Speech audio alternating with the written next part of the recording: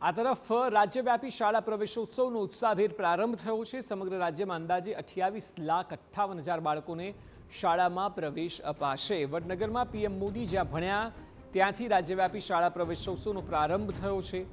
CM Bhupendra પટેલે વડનગરની BN હાઈસ્કૂલથી આનો પ્રારંભ કરાવ્યો છે।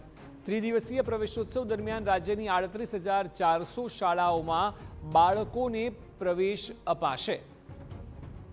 બાલવાટિકા ધોરણ 1 તેમજ ધોરણ 9 અને 11માં વિદ્યાર્થીઓનું નામાંકન કરવામાં આવશે।